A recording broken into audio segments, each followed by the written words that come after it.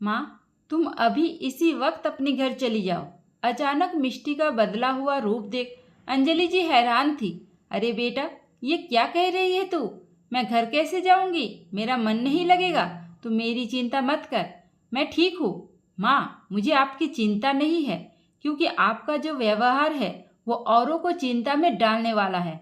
आपको चिंता में तो भगवान भी नहीं डाल सकते। मेरी क्या औकात है? लेकिन हाँ, अब आप यहाँ से जाइए, अपने घर, मेरे घर नहीं। असल में प्रीति अपने पति शुभम और उनका छोटा भाई सूरज के साथ अपनी गृहस्थी में काफ़ी खुश थी। सूरज को उन्होंने माँ के जैसा प्यार दिया था। सूरज के माँ बाप दोनों ही गुजर गए थे। सूरज और शुभम में 15 साल का अंतर था। सूरज के माँ बाप के गुजर जाने के चलते शुभम की शादी भी जल्दी कर देनी पड़ी। प्रीति जब इस घर में बहू बनकर आई तो सूरज उसके सामने बेटे जैसा था, छोटे बच्चे जैसा। एक माँ की तरह प्रीति उसकी देखभाल करती थी। सूरज को जब बुखार आता तो प्रीति रात भर उसके सिर पर ठंडी पट्टियाँ रखती, और जब वो कॉलेज के लिए शहर गया तो प्रीति हर हफ्ते उसके लिए नमकीन लड्डू बनाकर शुभम के हाथों भेजती रहती। सूरज भी अपनी भाभी को माँ जैसा मान सम्मान और इज्जत देता था। गांव भर में ये रिश्ता मिसाल था, एक भाभी जिसने अपने देवर को बेटे जैसा पाला। समय बीतता गया और देखते ही देखते सूरज की शादी मिष्टी से हो गई। मिष्टी सुंदर थी, पढ़ी लिखी थी, लेकिन मन से थोड़ी सक्की भी थी। मिष्टी के आने पर प्रीति बहुत खुश रहने लगी। उसे लगा कि उसे भी एक बहन, एक सहेली और सबसे बड़ी बात, घर में उसका अकेलापन दूर करने के लिए एक अच्छी साथी मिल गई है। प्रीति को लगा कि अब उसका परिवार पूरा हो गया है। शादी के कुछ महीने तो सब ठीक चला, लेकिन मिष्टी धीरे धीरे अपने पति और जेठानी के रिश्ते को शक की निगाह से देखने लगी। वजह उसकी माँ अंजलि जी। अंजलि जी हर बार जब भी मिष्टी से मिलने आती तो उसके कान जरूर भर कर जाती। देख बेटी, ये देवर भाभी का ज़्यादा मेलजोल मुझे ठीक नहीं लगता। अरे, मुझे तो ये लगता है कि तुम्हारे आने के बाद ये दोनों अब मुझसे छुप छुप कर बातें करते हैं, ताकि तुझे कोई शक ना हो। तू ठहरी भोली भाली मेरी बच्ची, जरा ध्यान दे इनकी हरकतों पर। मैंने अक्सर देखा है, प्रीति तो तुझसे भी ज़्यादा सूरज की चिंता करती है। माँ की बात सुन अब कहीं ना कहीं मिष्टी के मन में जहर घुलने लगा था। सूरज जब भी कोई बात करता और अगर उसमें भाभी का नाम आ जाए तो मिष्टी उसे तुरंत टोकते हुए गुस्से में कहती, सूरज, हर बात में भाभी को लाना सही है क्या? देख रही हूँ मैं तुम्हें, तुम मुझसे भी ज़्यादा उन्हें मानते हो। मिष्टी की बात सुन सूरज हंसते हुए बोला, ये बात तो सही है मिष्टी, मैं भाभी को तुमसे भी ज़्यादा मानता हूँ। भाभी ने ही तो मुझे पाला है, वो भाभी माँ है मेरी। सूरज की बात सुन मिष्टी चिढ़ गई और अब उसके दिल में शक, और शक के पीछे कुछ चक्र पनपता गया। उसने जानबूझकर ऐसे मौके बनाने शुरू कर दिए जहाँ प्रीति और सूरज अकेले हो और वो प्रीति के चरित्र को उछाल सके। जब उसे ऐसा कुछ भी नहीं मिला तो आखिरकार एक दिन उसने प्रीति की चूड़ियाँ लेकर खुद से ही अपने बिस्तर पर फोड़ दिया और खुद अपनी माँ से मिलने चली गई। करीब 2 घंटे बाद माँ को लेकर घर आई और सीधे अपने कमरे में गई और फिर अचानक से चिल्लाते हुए बोलने लगी, देखो माँ, यही है असलियत सूरज और उसकी प्यारी भाभी की। मैं 2 घंटे के लिए बाहर क्या गई, यहाँ इन दोनों ने ये गुल खिला दिए। बेटी की बात सुनते ही अंजलि जी ने शोर मचाना शुरू कर दिया। अरे, ये क्या कर दिया इस परिवार ने मेरी बेटी के साथ? सूरज और उसकी भाभी का नाजायज रिश्ता है। अरे, प्रीति ने तो पूरे खानदान को शर्मिंदा कर दिया, बेटे समान देवर को ही फंसा लिया। अंजलि जी के जोर जोर से चीखने चिल्लाने की आवाज़ सुन शुभम और प्रीति भागते हुए कमरे में आए। अंजलि जी की बातें सुन प्रीति को काटो तो खून नहीं। शुभम भी आंखें फाड़े अंजलि जी को ही देखे जा रहे थे। अंजलि जी छाती पीट पीट कर चिल्ला रही थी सूरज और प्रीति के नाजायज रिश्ते को लेकर। प्रीति को कुछ भी समझ में नहीं आ रहा था कि आखिर अंजलि जी क्या कर रही है। बड़ी मुश्किल से प्रीति ने कहा, माँ जी, ये आप कैसी बातें कर रही है? सूरज तो मेरे बेटे जैसा है, मैंने उसे अपने कलेजे से लगाकर पाला है। पर प्रीति की बात अंजलि जी और मिष्टी सुनने को तैयार ही नहीं थी। शुभम ने फोन करके सूरज को भी घर बुलाया। घर आकर सारी बात जानने के बाद सूरज सर पकड़ के बैठ गया। उसे अपनी पत्नी और सास पर विश्वास ही नहीं हो रहा था कि ये दोनों मिलकर उसके ऊपर इतना घटिया आरोप लगाएंगे। सूरज खुद परेशान और टूट चुका था। उसे अपने लिए नहीं लेकिन भाभी के लिए बहुत दुख हो रहा था। उसने एक बार गुस्से में मिष्टी से बोला भी, मिष्टी तुम ऐसा सोच भी कैसे सकती हो? भाभी मेरी माँ जैसी है। माँ जैसी है लेकिन माँ तो नहीं है ना सूरज, है तो आखिर तुम्हारी भाभी ही ना। मिष्टी की बातें सुन प्रीति के आंखों में आंसू नहीं खून टपक रहा था।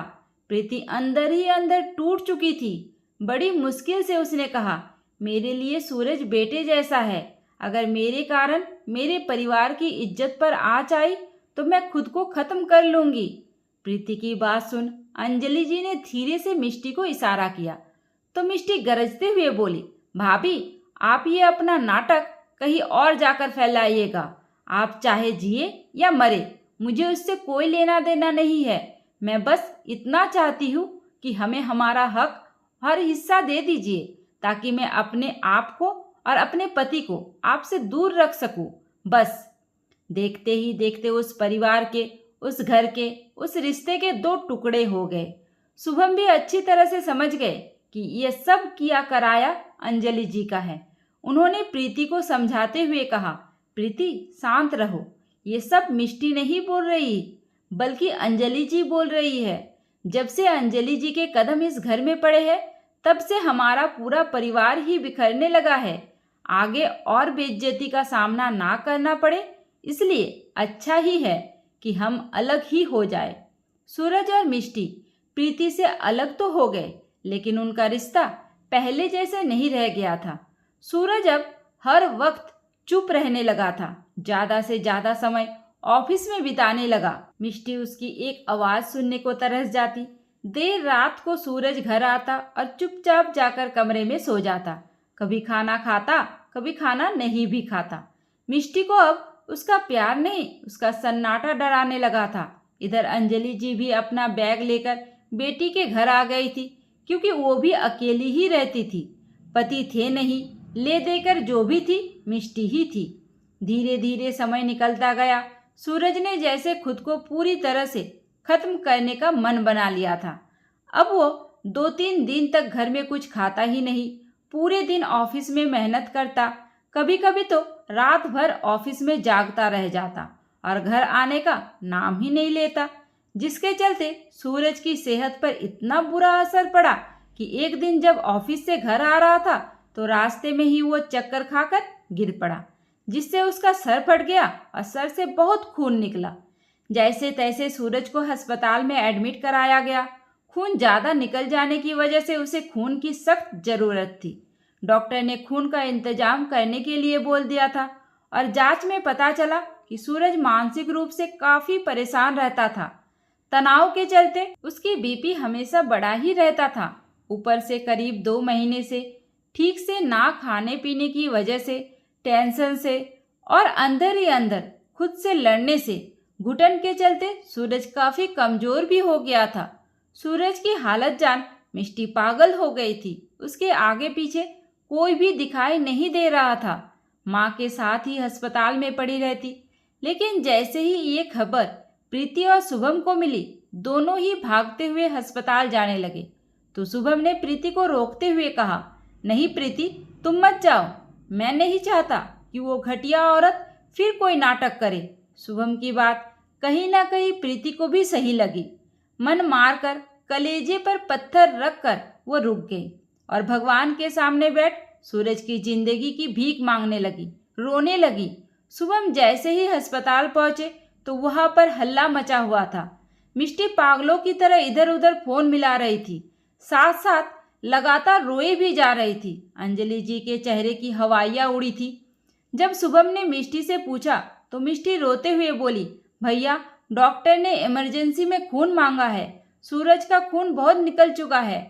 डॉक्टर ने कहा है कि अगर खून जल्दी नहीं मिला तो कुछ भी हो सकता है। इतना सुनते ही शुभम ने कहा, मिष्टी परेशान मत हो, मैं अपना खून देकर सूरज को बचाऊंगा, उसे कुछ भी नहीं होने दूंगा।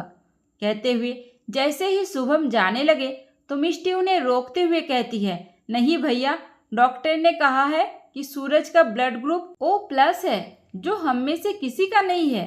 आपको पता है आपका क्या है? इतना सुनते ही शुभम चुप हो गए, क्योंकि उनका तो ब्लड ग्रुप ये था ही नहीं, और ये ऐसा ब्लड ग्रुप था जो बहुत ही कम मिलता है। ना ही किसी ब्लड बैंक में मिलता, ना ही किसी रिश्तेदारों में, और ना ही जान पहचान वालों में। इधर सूरज की हालत खराब होती जा रही थी। डॉक्टर बार बार ब्लड लाने की मांग कर रहे थे। डॉक्टर भी अपनी ओर से पूरी कोशिश कर रहे थे, लेकिन खून कहीं नहीं मिला। तो अचानक ही मिष्टी को याद आया कि भाभी का भी ब्लड ग्रुप यही है। वो भागते हुए शुभम के पास गई और बोली, भैया, भाभी कहाँ है? मुझे अभी याद आया, सूरज ने एक बार बातों ही बातों में बताया था कि मेरा और भाभी का ब्लड ग्रुप एक ही है, क्योंकि हम दोनों माँ। इसके आगे मिष्टी बोल ही नहीं पाई, उसकी जुबान खुद ब खुद बंद हो गई।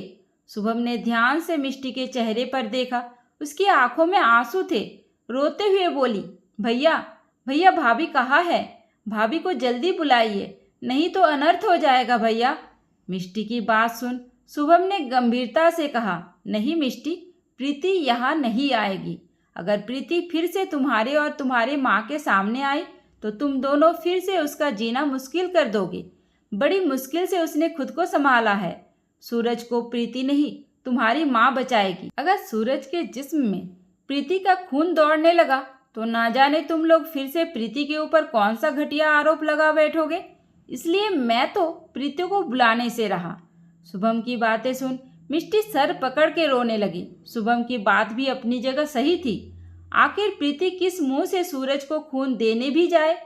लेकिन अब डॉक्टर ने साफ साफ बोल दिया कि खून का इंतजाम नहीं हुआ तो आप लोग हमें माफ़ कर दीजिएगा, हम पेशेंट को बचा नहीं पाएंगे। इतना सुनते ही अब मिष्टी को लगा कि उसे ही कुछ करना पड़ेगा। पागलों की तरह नंगे पांव वो घर की तरफ भागी प्रीति से मिलने। जैसे ही वो घर पहुंची, प्रीति के दरवाजे पर ताला लगा हुआ था। प्रीति घर पर नहीं थी। ताला देख मिष्टी पागलों की तरह रोने लगी। अब उसने पूरी उम्मीद खो दी कि अब सूरज बच नहीं पाएगा। दोबारा फिर वो अस्पताल की ओर भागी। मन में हजार ख्याल आ रहे थे कि अब तक जाने सूरज का क्या हाल हो गया होगा, जाने कितना खून बह गया होगा। ये सब मेरी गलती की वजह से हुआ है, मेरी कर्मों की सजा है। अगर सूरज को कुछ हो गया तो मैं कैसे रहूंगी, किसके सहारे अपनी जिंदगी गुजारूंगी। मेरी गलतियों की सजा सूरज को मिली है। अब मिष्टी खुद को ही कोसने लगी थी और बार बार प्रीति को फोन भी लगाती, लेकिन उसका फोन भी बंद आ रहा था। रोते रोते जैसे तैसे वो अस्पताल पहुंची तो पता चला कि सूरज को खून मिल चुका है। इतना सुनते ही मिष्टी के चेहरे की रौनक लौट आई। उसकी उम्मीद फिर से जाग गई। उसने पूछा, खून कहाँ से मिला, किसने दिया? तो शुभम ने कुछ भी नहीं कहा। तो वो खुद भागते हुए केबिन की ओर गई, जहाँ प्रीति अपना खून देकर बाहर आ रही थी।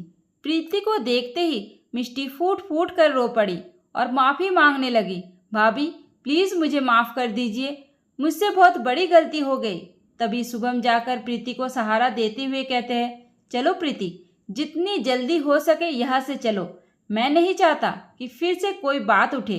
प्रीति भी चुपचाप शुभम के साथ चल पड़ी। तभी पीछे से मिष्टी प्रीति के पैरों को पकड़ लेती है। नहीं भाभी, प्लीज़ आप मुझे ऐसे अकेले छोड़कर मत जाइए। मुझे आपकी ज़रूरत है, आपके बेटे सूरज को आपकी ज़रूरत है। भाभी, मुझे अपनी गलती का एहसास हो चुका है। आज मैं अपने किए को लेकर ही भुगत रही हूँ। भाभी, हमें आपकी ज़रूरत है। प्रीति तो वैसे ही परेशान थी। उसने शुभम की ओर देखा तो शुभम ने हाँ में सर हिला दिया, क्योंकि मिष्टी प्रीति के पाँव को छोड़ने को तैयार ही नहीं थी। तो प्रीति ने बस इतना ही कहा, ठीक है मिष्टी, अगर तुम चाहती हो कि मैं यहाँ रहूँ तो बिल्कुल रहूँगी, लेकिन तुम्हारी माँ। अभी प्रीति के शब्द पूरे भी नहीं हुए थे कि मिष्टी आंसू पोंछते हुए खड़ी हुई और बोली, नहीं भाभी, आप यही और हमारे साथ ही रहेंगी। कहते हुए वो बाहर अपनी माँ के पास आई और बोली, माँ, तुम अभी इसी वक्त अपने घर चली जाओ। अचानक मिष्टी का बदला हुआ रूप देख अंजलि जी हैरान थी। अरे बेटा, ये क्या कह रही हो तुम? मैं घर कैसे जाऊंगी? मेरा मन नहीं लगेगा। तुम मेरी चिंता मत कर, मैं ठीक हूँ। माँ, मुझे आपकी कोई चिंता नहीं है, क्योंकि आपका जो व्यवहार है वो औरों को चिंता में डालने वाला है। आपको चिंता में तो भगवान भी नहीं डाल सकते। मेरी क्या औकात है? लेकिन हाँ, अब आप यहाँ से जाइए घर, वो भी अपने घर, मेरे घर नहीं। यह मेरा परिवार है। सूरज की भाभी माँ है। उनके रहते हुए मुझे सूरज के बारे में सोचने की ज़रूरत भी नहीं है। मुझे आपकी अभी कोई ज़रूरत नहीं है और ना ही भविष्य में चाहूँगी कि कभी ज़रूरत भी पड़े। ये जो भी हो रहा है सब आपकी वजह से हुआ है, आपकी गंदी सोच की वजह से हुआ है। आप मेरा घर बसाने नहीं, मेरा घर तोड़ने आई थी। आज पहली बार बेटी के मुंह से खुद के लिए इतनी बेइज्जत भरी बातें सुन अंजलि जी चुपचाप वहां से उठकर चल पड़ी। खून मिलने के बाद धीरे धीरे अब सूरज की हालत में भी सुधार हो रहा था और अब जब सूरज को घर लेकर जाने लगे तो मिष्टी ये कहते हुए घर पहले चली गई कि उसे सफाई करनी है। खैर, सूरज को हॉस्पिटल से डिस्चार्ज करा के शुभम और प्रीति जैसे ही घर पहुंचे उन्हें ये देख के हैरानी हुई कि घर का पूरा नक्शा ही बदल गया था। जो दीवार उनके बीच में खड़ी थी वो गिर चुकी थी और गिर चुका था मिष्टी का घमंड। दोस्तों, ये कहानी पूरी तरह से काल्पनिक है। ये कहानी आप लोगों को कैसी लगी मुझे कमेंट करके ज़रूर बताइए और ऐसी कहानी और सुनने के लिए स्क्रीन पर दिए गए वीडियो को टच करें। उम्मीद करती हूँ आपको हमारी कहानी पसंद आई होगी।